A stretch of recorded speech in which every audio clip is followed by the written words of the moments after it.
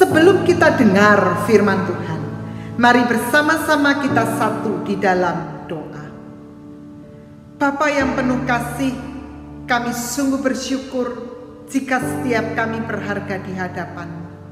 Karena itu Engkau memberikan kepada kami pengampunan dan kesempatan untuk hidup yang baru. Karena itu kami mau gunakan kesempatan yang Tuhan beri dengan hidup di dalam firman-Mu, hidup di dalam kehendak-Mu. Berbicaralah melalui firman yang hendak kami baca dan renungkan. Biarlah kami boleh mengerti bagaimana kami harus hidup sebagai anak-anak Tuhan. Biarlah kami juga boleh melakukan firman itu dalam hidup sehari-hari. Kuasai kami dengan Roh-Mu yang kudus, supaya hanya firman Tuhan sajalah yang boleh kami dengar dan boleh kami mengerti serta kami terapkan di dalam kehidupan kami sehari-hari. Pakai hamba-Mu yang akan menyampaikan kebenaran firman-Mu, urapi hamba-Mu ini dengan Roh-Mu yang kudus, supaya hamba-Mu boleh berkata-kata sesuai dengan kehendak Tuhan. Setiap kami mau dengar firman-Mu, setiap kami mau diperlengkapi oleh firman Tuhan. Berbicaralah kepada kami ya Bapa, karena kami mau mendengar. Di dalam nama Tuhan Yesus Kristus kami berdoa. Amin. Saudara-saudara yang dikasihi Tuhan Yesus Kristus, bacaan kita terambil dari Kisah Para Rasul pasal 19 ayat yang pertama sampai dengan ayat yang ke-7. Kisah Para Rasul pasal 19 ayat yang pertama sampai dengan ayat yang ke-7, kepada kita firman Tuhan mengatakan demikian. Ketika Apolos masih di Korintus, Paulus sudah menjelajah daerah-daerah pedalaman dan tiba di Efesus. Di situ didapatinya beberapa orang murid. Katanya kepada mereka, "Sudahkah kamu menerima Roh Kudus ketika kamu menjadi percaya?" Akan tetapi mereka menjawab dia, "Belum. Bahkan kami belum pernah mendengar bahwa ada Roh Kudus." Lalu kata Paulus kepada mereka, "Kalau begitu, dengan baptisan manakah kamu telah dibaptis?" Jawab mereka, "Dengan baptisan Yohanes." Kata Paulus, "Baptisan Yohanes adalah pembaptisan orang yang telah bertobat. Dan ia berkata kepada orang banyak bahwa mereka harus percaya kepada Dia yang datang kemudian daripadanya, yaitu Yesus." Ketika mereka mendengar hal itu, mereka memberi diri mereka dibaptis dalam nama Tuhan Yesus. Dan ketika Paulus menumpangkan tangannya di atas mereka, turunlah Roh Kudus ke atas mereka dan mulailah mereka berkata-kata dalam bahasa roh dan bernubuat. Jumlah mereka adalah kira-kira 12 orang. Demikianlah firman Tuhan.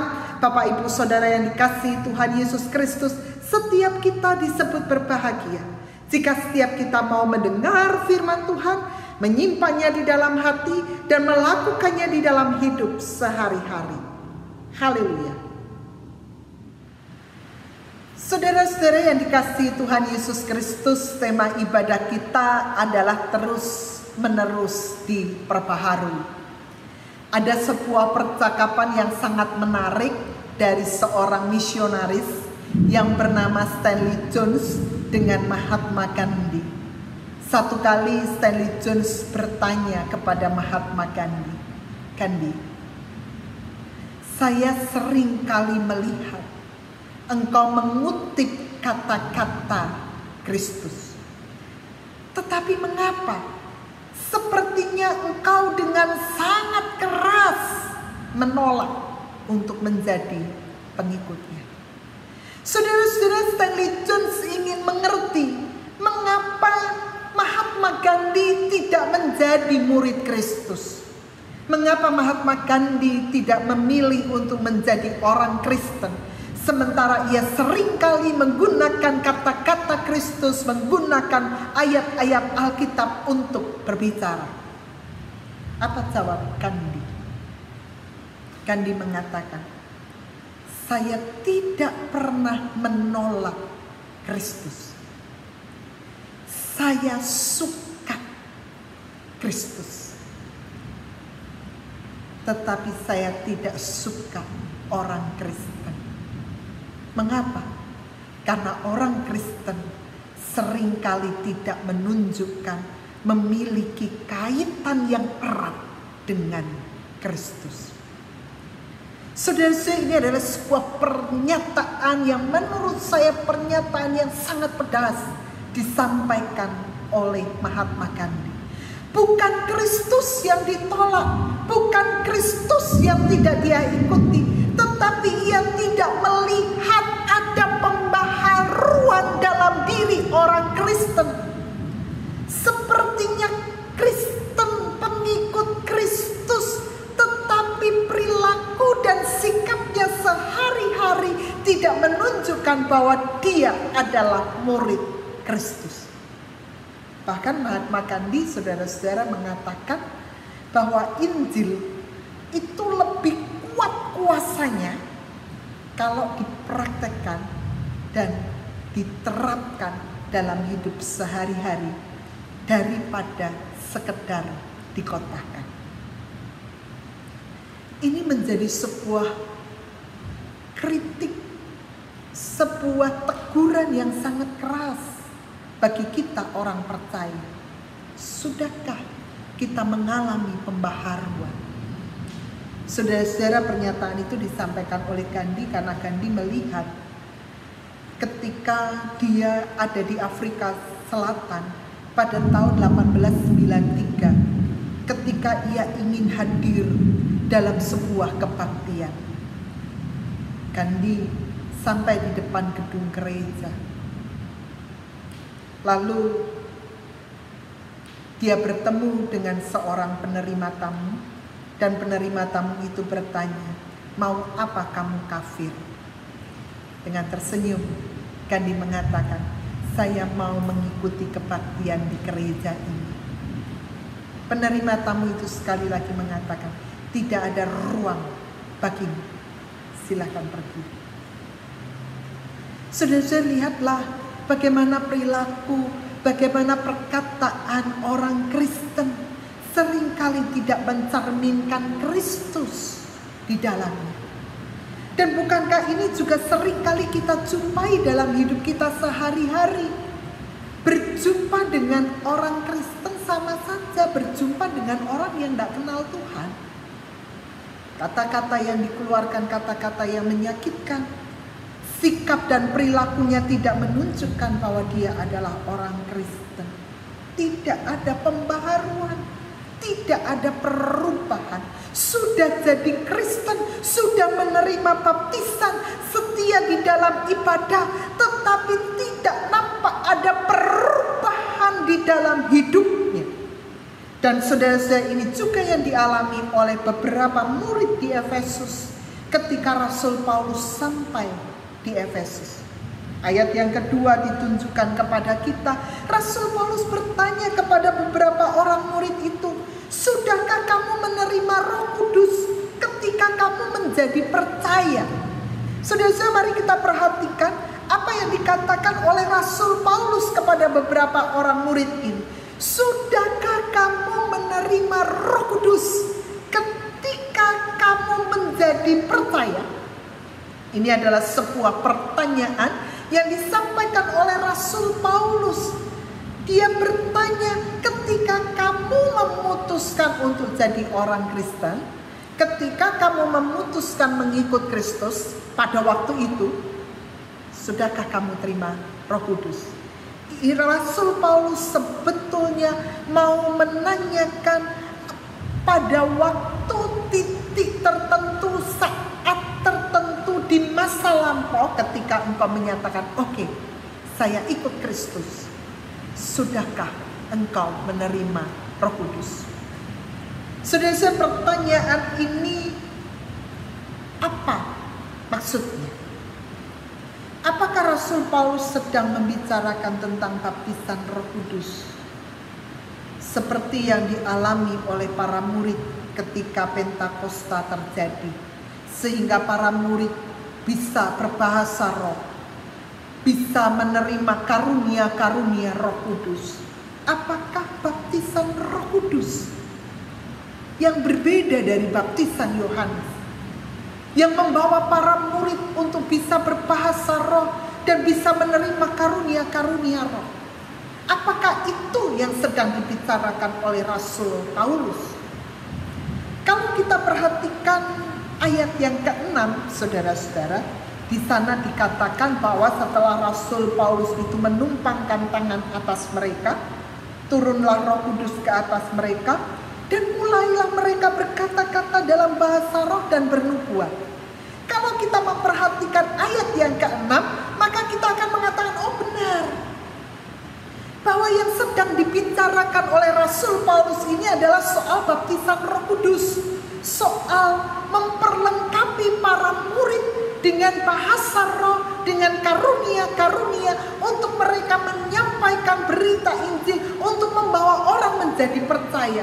Kalau mereka mengalami kepenuhan roh, maka mereka bisa menggunakan bahasa roh itu dengan luar biasa. Kalau kita mengkaitkan ayat yang kedua dengan ayat yang ke-6 saja, maka kita akan mengatakan barangkali Rasul Paulus sedang bicara soal baptisan Roh Kudus. Tetapi saudara-saudara, kalau kita melihat percakapan Rasul Paulus, setelah Rasul Paulus itu bertanya, sudahkah kamu menerima Roh Kudus ketika kamu menjadi percaya? Para murid itu mengatakan belum. Bahkan kami belum pernah mendengar bahwa ada Roh Kudus. Lalu Rasul Paulus bertanya, kalau begitu dengan baptisan manakah kamu telah dibaptis? Dengan baptisan Yohanes. Sudah saya perhatikan ayat yang keempat. Apa yang Rasul Paulus katakan? Baptisan Yohanes adalah pembaptisan orang yang telah bertobat. Dan ia berkata kepada orang banyak bahwa mereka harus percaya kepada Dia yang datang kemudian daripadanya, yaitu Yesus. Sudah saya perhatikan ayat yang keempat. Ada dua kata penting di sana, yaitu baptisan dan pertobatan. Apa yang dimaksud dengan pertobatan? Sudah, setiap kita memahami kata bertobat itu seperti apa sih? Kata bertobat itu artinya berbalik. Kalau saat ini saya sedang menghadap kepada Bapak Ibu, maka saya mengatakan saya berbalik. Berbalik dari apa? Kalau saya sekarang ini menghadap Bapak Ibu, maka saya berbalik. Saya membelakangi Bapak Ibu. Kalau kita itu bertobat, maka kita mengatakan kalau dulu saya menghadap dosa, saya menghadap pada kesenangan dan kenikmatan dunia, maka sekarang saya berbalik. Saya menjauhi dosa, saya menjauhi segala keinginan dan kesenangan saya menghadap pada kehendak dan keinginan Kristus. Nah, bertobat adalah berbalik, meninggalkan hidup lama, masuk pada hidup yang baru. Dan untuk proses berbalik itu ada dua hal yang dibutuhkan. Yang pertama adalah penyesalan. Orang yang memutuskan untuk meninggalkan hidup lama, maka ia akan mulai dengan menyesal. Rupa-rupanya hidup lama itu gak ada keuntungannya. Tidak ada hal yang indah, tidak ada hal yang membanggakan. Lalu setelah dia menyesal atas hidup yang lampau, maka ia mengambil sebuah keputusan bahwa ia harus mengalami perubahan secara signifikan. Perubahan itu menyangkut seluruh dirinya, pikiran, tujuan hidupnya, dan perilakunya sehari-hari. Rasul Paulus mengatakan baptisan Yohanes itu adalah baptisan yang menunjuk pada orang-orang yang telah bertobat. Saudara-saudara, ini hendak mengatakan kepada kita bahwa sudahkah kamu menerima Roh Kudus?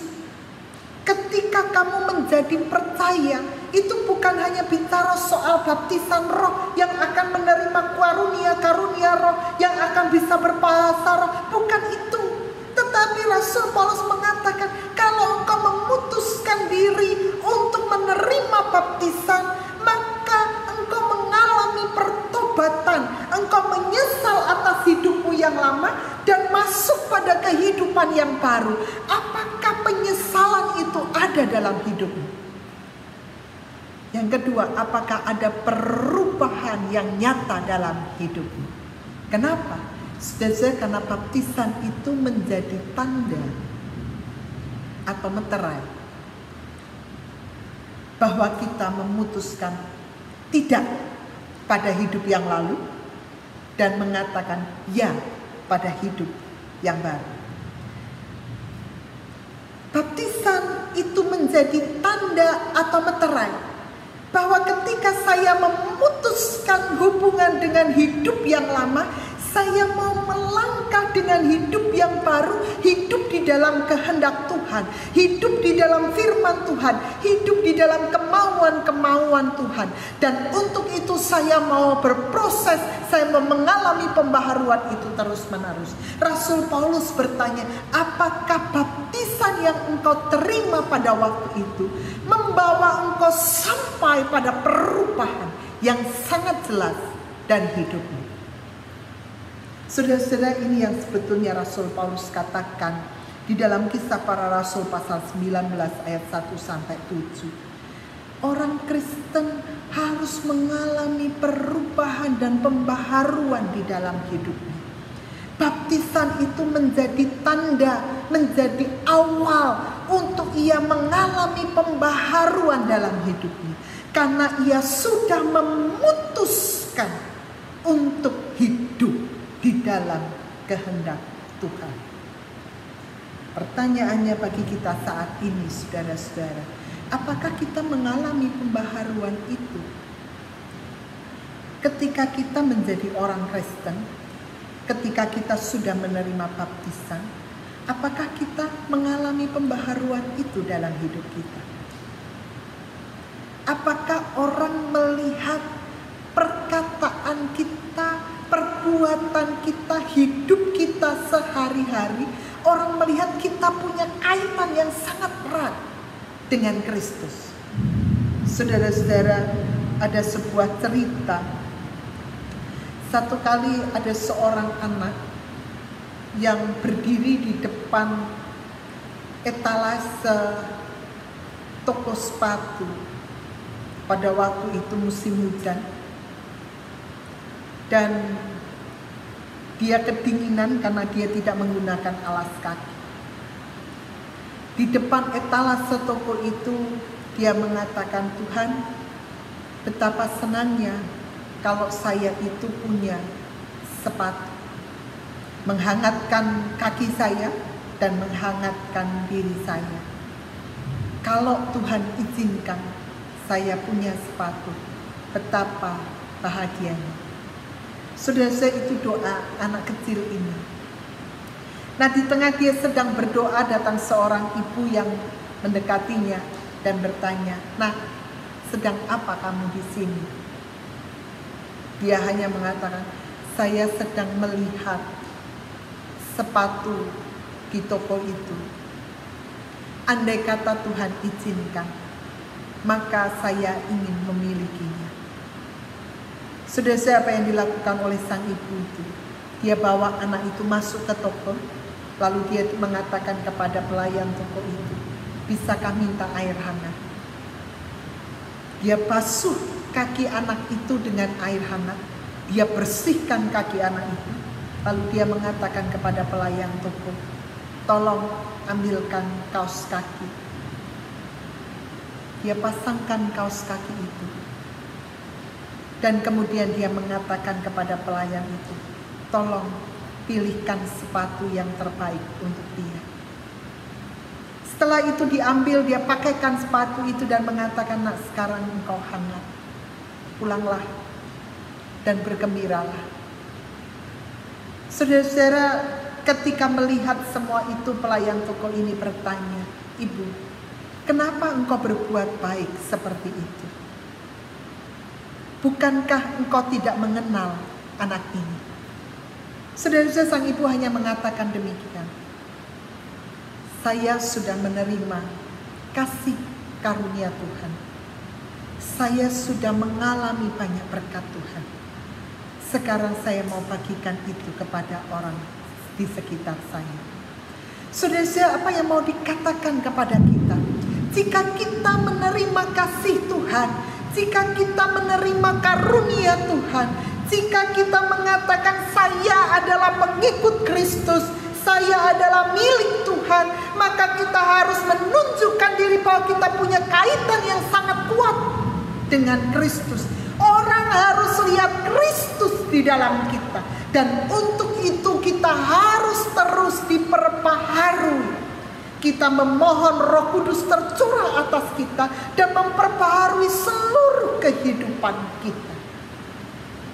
Cerita yang lain, ada seorang yang berjualan madu. Satu kali ketika madu itu datang, ada seorang nenek yang datang kepada dia dan mengatakan, saya tidak bisa beli madumu, tetapi izinkan saya meminta madumu sekecil botol yang saya bawa ini. Saudara saya ketika melihat botol kecil yang dibawa oleh sang nenek, cuma minta, sang penjual madu itu segera mengatakan, maaf, saya tidak memberikan madu untukmu. Saudara, semua orang yang melihat segera tertegun dan mengatakan, ya ampun, cuma botol kecil, minta sebotol kecil kok tidak dikasih, kok kebangetan. Dengan sedih nenek itu akhirnya pergi. Ketika nenek itu berbalik, sang penjual madu itu segera memanggil pelayannya, sini, ambil satu botol madu. Ikuti nenek itu pulang dan bawa madu itu sampai ke rumahnya. Saudara-saudara, pelayan itu segera bertanya, Tuan, bukankah yang diminta cuma sedikit, sebotol kecil yang nenek bawa itu? Kenapa engkau memberikan dengan sebotol besar madu yang engkau jual dengan harga yang mahal? Saudara-saudara, apa yang dikatakan oleh sang tuan? Dia mengatakan, ya, saya memberi bukan berdasar apa yang dia minta. Saya memberi berdasarkan apa yang saya mampu. Kenapa? Karena saya merasakan selama ini Tuhan memberi kepada saya bukan hanya apa yang saya mau, apa yang saya butuhkan, tapi Tuhan memberi lebih dari apa yang saya inginkan. Saudara-saudara, pernyataan ini mau menegaskan kepada kita, setiap kita yang menjadi pengikut-pengikut Kristus harus terus diperbaharui untuk menunjukkan bahwa Kristus di dalam kita. Kita harus terus menunjukkan kepada orang-orang di sekitar kita bahwa Kristus ada bersama dengan kita. Supaya Injil yang diberitakan kuasanya besar, bukan hanya karena sekedar dikhotbahkan, tetapi dipraktekkan dalam hidup sehari-hari. Jika setiap kita adalah pengikut-pengikut Kristus, maka setiap kita perlu diperbaharui terus-menerus, sehingga semakin hari kita menjadi serupa dengan Dia. Tuhan memberkati. Amin.